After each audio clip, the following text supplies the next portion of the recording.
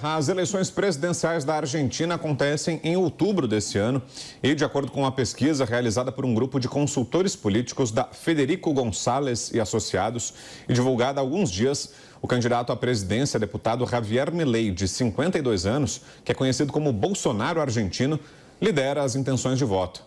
Sendo o único representante com postura conservadora em temas sociais e libertária em temas econômicos, Javier Milei, apoiador do ex-presidente Jair Bolsonaro, aparece com 18,1% das intenções de voto.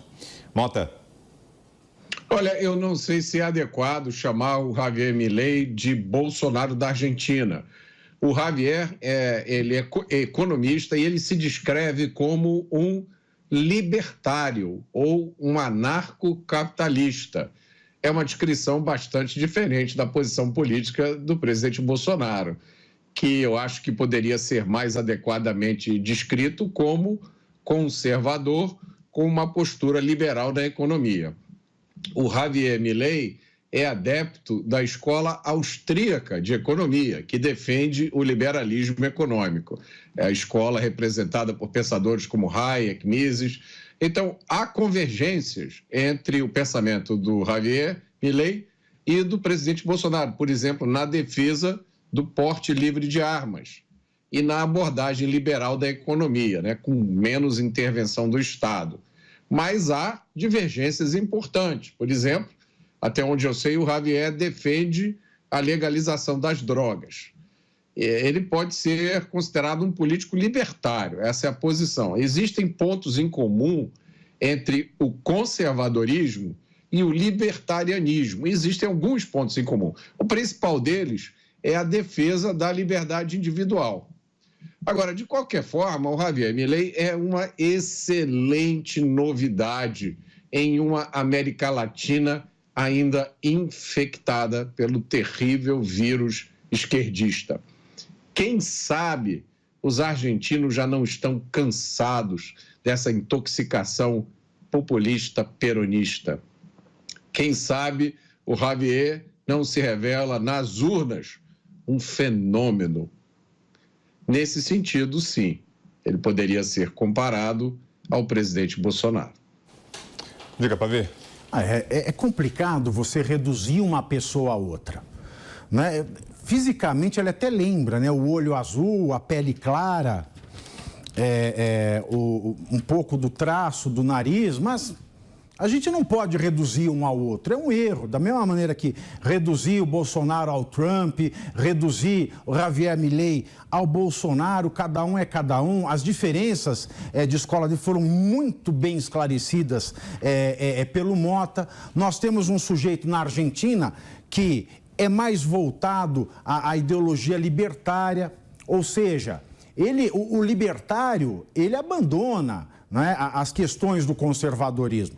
O Bolsonaro, ele é mais ligado à questão de tradições e ligado à questão do liberalismo econômico, das privatizações. Aliás, o Javier Milei, ele pode ser considerado um Bolsonaro brasileiro se ele for eleito e, se eleito, conseguir as proezas que a equipe econômica do Bolsonaro conseguiu. Bolsonaro teve 3 grandes ministros: Paulo Guedes, a Tereza Cristina, da Agricultura, e o Rogério Marinho. Foram 3 quadros que fizeram um milagre na economia. E é por isso que eu fico bastante desiludido com a liderança do Bolsonaro. Por quê? Porque a sua administração foi sensacional, mas as ações da liderança não acompanham a sensacionalidade da administração. Veja, pela primeira vez desde 1997, o Brasil teve uma queda de 10% com gasto de funcionalismo público. 10%. A última vez foi em 97, logo depois das privatizações. Portanto, quando a gente olha, você que mora em apartamento, condomínio, você sabe que a maior parte de gasto do seu condomínio vai para a folha de pagamento. É coisa de 60% para mais. Portanto, você conseguir desinchar um Estado caracterizado pela ineficiência, a sua folha de pagamento que sobe todo ano, é algo sensacional. Você conseguiu um superávit que o Brasil não conseguia há 11 anos. A última vez que o Brasil teve um superávit, existia um contexto internacional capaz de tornar o Brasil uma potência econômica, que foi o último ano do segundo mandato do presidente Lula. E Bolsonaro, mesmo nesse cenário caótico de pandemia, conseguiu entregar o país com um superávit tão grande quanto o de 2010. Ele conseguiu entregar um país para o Lula com a menor dívida pública dentro de um período de 6 anos. O Brasil atingiu a menor taxa histórica de miséria e de fome. O Brasil conseguiu atender um número recorde da população com um auxílio emergencial. O Brasil conseguiu criar emprego. O Brasil conseguiu segurar a loucura da inflação perto dos outros países do globo. O Brasil conseguiu aprovar o marco do saneamento básico.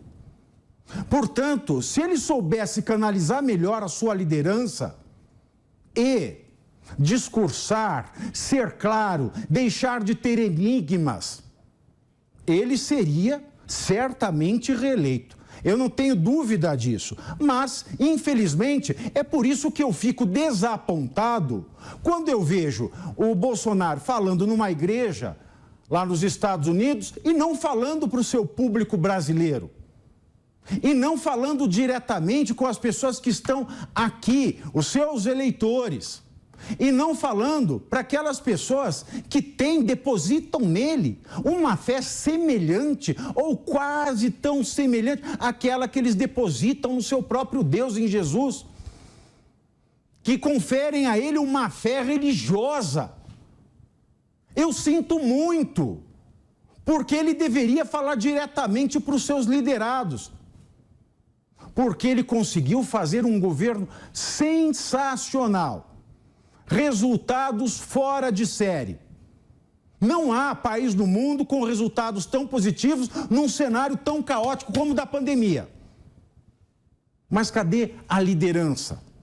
Eu vou começar a pensar que tudo isso só foi possível por conta desses 3 quadros sensacionais, o ministro Paulo Guedes, o Rogério Marinho e a Tereza Cristina? É claro que não, ele os escolheu, ele tinha caneta.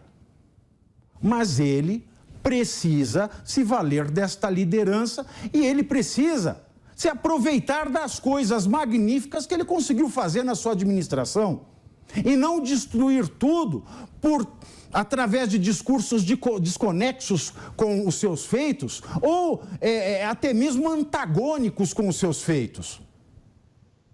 Não dá para eu continuar a aplaudir um sujeito que erra tanto consigo próprio.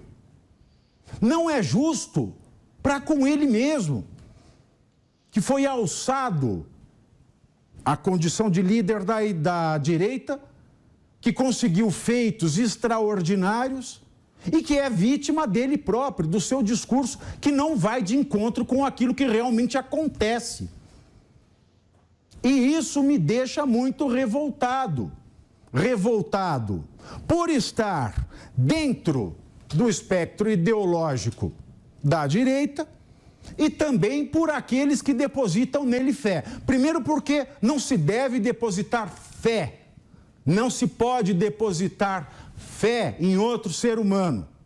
Você que crê, você que é cristão principalmente, tem que lembrar que Deus se ama acima de todas as coisas, inclusive de líderes políticos.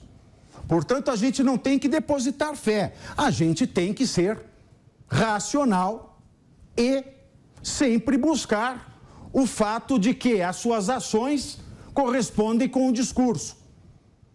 Então, eu consegui atingir as metas econômicas, consegui deixar o Brasil um país sólido durante uma crise mundial? Consegui. Mas eu não posso aplaudir uma conduta dessa.